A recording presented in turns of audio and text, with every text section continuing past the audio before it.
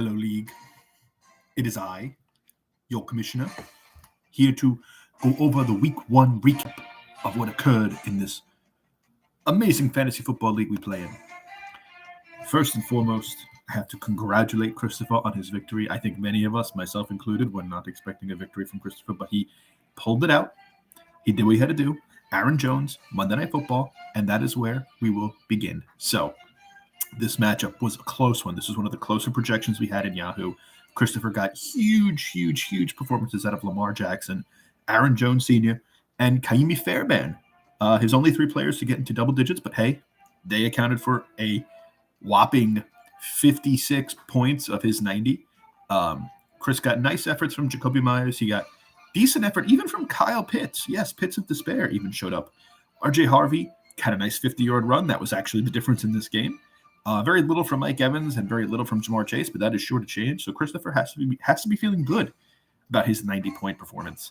Andy Unchained, on the other hand, not a horrible week. 86 points. You expect maybe a little bit more from Jahmyr Gibbs, 5 points. Jeez, I don't know. He passed on Puka. Many people are saying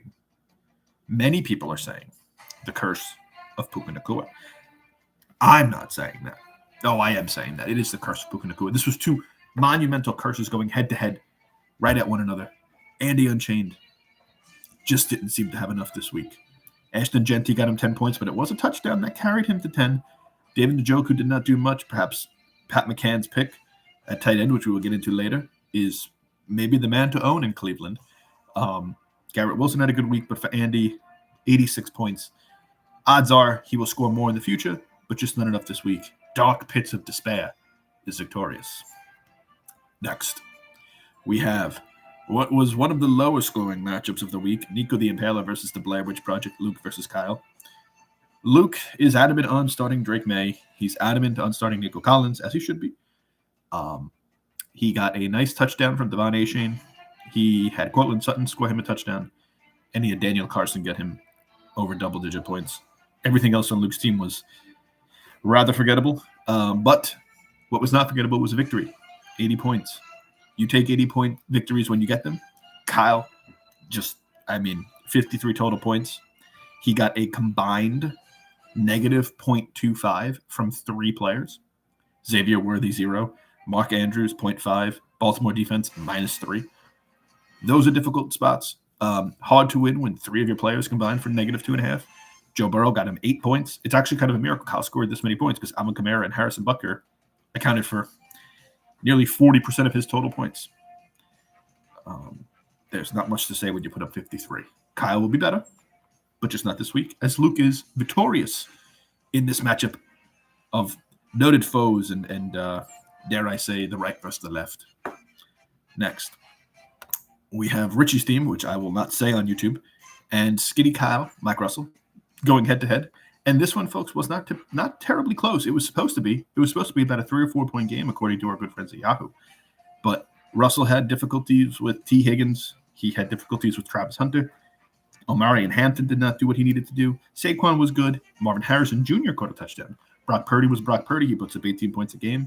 Detroit defense got him 0, which is how Mr. Russell ends up with just a mere 79 points versus Richie Pacella and his 24 points from Jalen Hurts, his 13 points from Puka Nacua, who should be on Andy's team, but Andy said no to him, and I cannot believe it. He turned Puka away at the door. Emeka Ibukam with 19.6 for Richie. Bucky Irving with 10.5. Richie's big on the Bucks this year. Kenneth Walker, not a good week, but he does have Mr. Charbonnet on the bench. Tyler Warren, who I think we all have to take an apology for him out to Mr. Pacella, because Tyler Warren seems to be the guy. He seems to be the tight end to own in the AFC South, at least. Well done from Richard. I have very, very, very high respect for a 104-point week. That'll win most weeks. That'll win most matchups. Just a good, solid week from Rich. You got to be happy with your team when they do that. So congratulations to Richie on getting his first victory of the season. And Mike Russell, I'm sure, will bounce back soon enough. It is just not this week. Next, we have the neighborhood, Dylan Pugh versus CDs, TDs, Tom Gorman. Now, Dylan was able to get just enough out of his team to beat Tom Gorman. This was a pretty close matchup. He got absolutely nothing from A.J. Brown. He got good performances from Christian McCaffrey and Chuba Hubbard. Ricky Pearsall Very nice game with 108 yards receiving. Ted McMillan had a pretty good game considering the fact that Bryce Young looks horrendous. Now, the elephant in the room with Dylan's team is Bo Nix. What is Bo Nix? What will Bo Nix be? To be determined. Expecting 16 and 15 points out of your kicker and defense seems to be a lot, but you take it when you get it, and especially against Tom Gorman, who is a tough man to beat in this league. He has the highest winning percentage of anybody. You especially take it. Now, on Gorman's team, he has his elephant in the room, which is Mr. Hill, Tyreek Hill. What are we going to get out of Tyreek? I don't know. I don't want to own a single Dolphin. Devon A. Shane, maybe. That's it. Jalen Waddle. I'll get into Jalen Waddle in a minute. Tyreek Hill, 40 yards.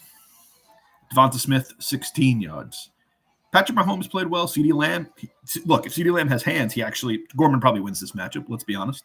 Josh Jacobs got him 13. Oh, consistent Josh Jacobs. He gets 13 every week. Travion Henderson, he's a rookie running back. 11 projected points was always seeming to be a little high. Patriots offense leaves a lot to be desired. I'll leave it at that. George Kittle now on IR for Mr. Gorman. He has Tyler Loop, the kicker, who I think could be pretty good for him this year. I'm surprised Kyle hasn't put in a trade offer yet for that. 87 points for Gorman. Usually if you get even slightly better weeks out of Tyreek and Devonta Smith, everything else is pretty sustainable here. So you expect Gorman to bounce back, but the loss of Kittle could really hurt. But Dylan gets his first win of the season and marches ahead with a victory against TDs, Mr. Tom Gorman.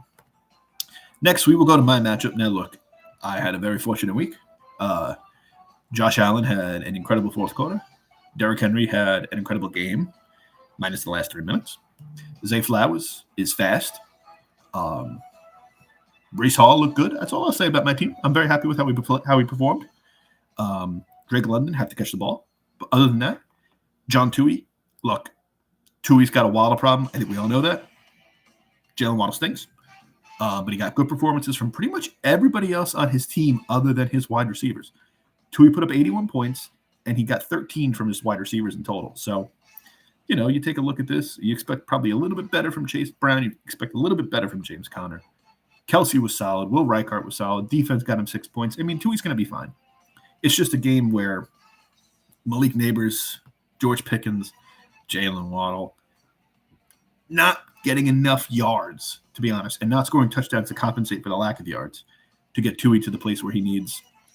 I had a lucky week. It's going to be tough when your opponent puts up 133 to win, but I expect Tui to bounce back. And you know what? At the end of the year, he has a chance to gloat and say, look at my points against. So Tui will be fine.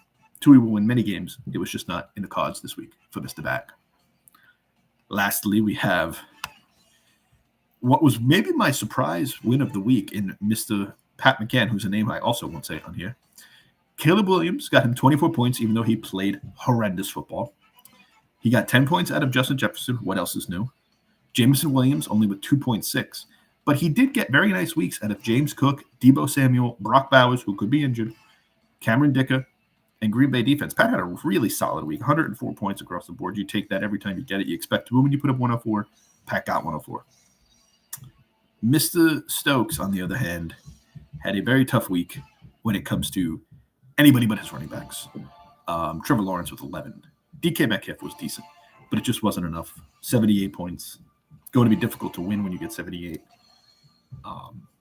especially when the points are really not touchdown dependent. I mean, Stokes, I think, had 2 total touchdowns from his team this week, and they came from his running backs. He started off with a bang. Bijan Robinson's a beast, but it just was not in the cards for Mr. Matthew. So your winners this week are Pat McCann, Dylan Pugh, Rich Pachella, Luke Bonomo, Christopher Michael Gazzaro, and yours truly, your commissioner. I expect many of you to have, I won't call it bounce back weeks, but more strong weeks, better weeks from your players you expect to perform and to be a huge part of your team, other than Jalen Waddle. Yes, not him. He will be terrible all season long. So I wish everyone good luck this week in their already made waiver claims. I wish all the losers good luck this week, except for Kyle. We will have a power ranking and a preview tomorrow where there will be a man who was in 12th who is elevated up to, dare I say, single digits. Tune in tomorrow to find out who that is. Good luck, League.